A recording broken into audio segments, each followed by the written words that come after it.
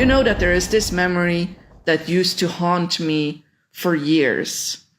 I brought, and every 80s child here will remember, I've dealt with a memory, so I've actually forgotten the name of this toy. So you had My Little Pony, and there were a bunch of cats similar to My Little Pony. And it was basically the same factory. And they had a nice scent, and you could brush their hair. And I had a purple little cat that I loved. It had a specific name, and they were like a huge hit in the 80s. So I brought it to school. Needless to say, it was stolen. I looked in my bench after lunch. My freaking favorite toy was stolen. And to make it worse, the teacher was all blasé and like, yeah, well, we told you. So it was okay that my precious treasure was stolen. But, you know, she was just a bitter old hag. And in general. So she just assembled the class. Has anybody seen Martina's toy? Of course, nobody's going to say, oh, yeah, by the way, it was me. We were like 7 years old. But this memory, all aspects of it, haunted me, made me indeed angry in the colon, because it was mine. It was mine. So if you recognize this, hit me up with an emoji. And to not be understood, to be blamed for it. I mean, my parents, they didn't show either that, shit, this is fucking uncool. Actually, theft is wrong. You should, as a child in a small village, in a small town school, be able to leave a little toy, to trust that it's untouched.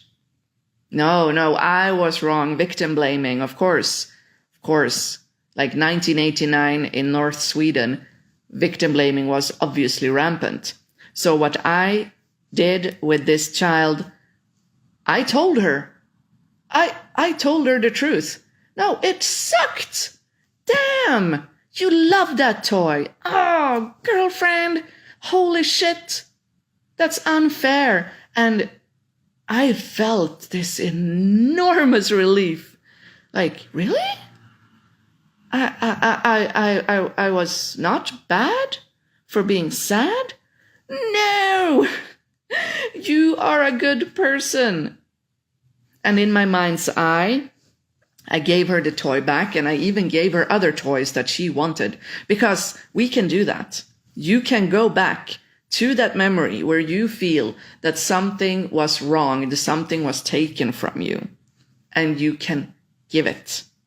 And you can even, if you want to level up, if you really want to go deep, like Viking Demon Slayer, this is what I do with my clients. I tell them to look at the child, because they're there in the image as an adult looking at the child from the outside, and I tell them to send light to where it hurts. And guess where they feel tensions, usually in the chest area, stomach, digestion. And yeah, I let it spread down because I know that there is digestive issues. Even if they haven't even told me, I know that there are digestive issues. And as if by magic, of course, the digestive issues become more and more, relieved. They dissipate more and more and more. Of course. When your inner children finally receive freaking redemption, when justice is served, your subconscious mind goes, oh, thank goodness. Oh, thank goodness. Oh, yes, I'm free. Yes. So please type any questions. Please let me know if this resonates. Give me emojis if anything resonates. Let me know how you feel, what's happening. Let me know. Thank you for talking about anger. And this is really what has helped me a lot. And it also helps me to stay cool when my kids are angry. Because, of course, my oldest has digestive issues. I mean, she was born from the womb of someone who was really angry. I was. Man, as soon as I expressed an emotion, I was spanked. That was my childhood. So can you imagine the anger that my inner children carried, subconsciously? And then I got pregnant. Of course, trapped emotion galore for my babies. But the good news is you can change. You can shift. You can help them. So she may be born into digestive issues and she takes this laxative every day. But I know that it's soon over because I am so close to being completely blessed, healed, cured myself. I know that alone will help her energy body. And every time that I show my daughters, hey, you are perfectly fine showing anger. It's okay. It's just we don't hit, we don't spit, we don't scratch each other, we don't throw things. That's the action that you're not allowed, nothing violent, but you are allowed to have the emotion. I will say this out in public, on the bus, in a park, when they're screaming, I will tell them immediately. Many moms over the years have witnessed this, how I go, you're allowed to be angry, but I need you to explain to me what is happening so I can understand. And guess what? There takes a couple of minutes maybe, but the child goes, yeah, and that happened. Okay, I hear you. See, when the child, because I've seen my inner children and all the clients' inner children, basically what they want, first and foremost, is someone to stop them in their tracks and go, hey, I see you. I hear you. I totally understand. This is normal. This is valid. Okay? And then the inner child will open up to the solutions you offer. Not before. You need to acknowledge the feelings. So this is my advice for all of you who deal with children. They don't even have to be your own. Let me tell you, if you just tell them, it's okay. Yeah, you're normal. Guess what? This is normal. I would be angry too. I would be so freaking pissed off too. If some boy has broken the Lego thing that my daughter built, she comes home and she's like, and he said he was sorry, but mommy, I know he wasn't sorry because she's psychic like her mama. What can I do?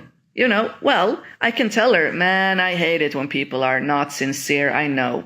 Guess what? I'm sorry. Sometimes people will say that they're sorry and they won't mean it. I know it sucks. It just sucks.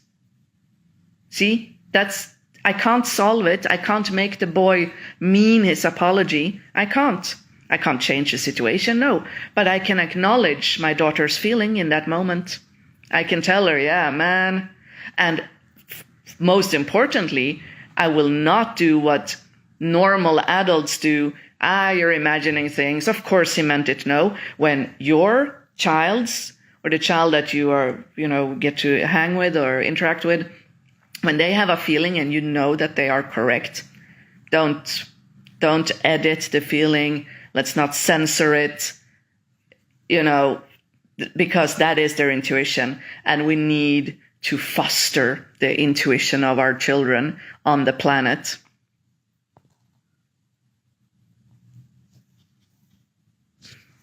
Oh yeah, adults force kids to apologize. Yeah.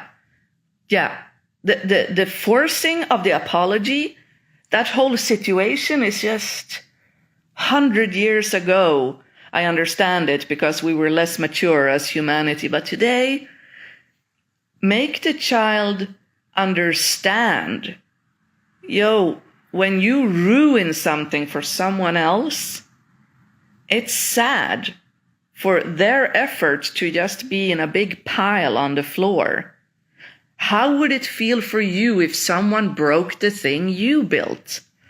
Those words would have helped that boy to calm down, to think. Maybe, I know that my kids are not perfect.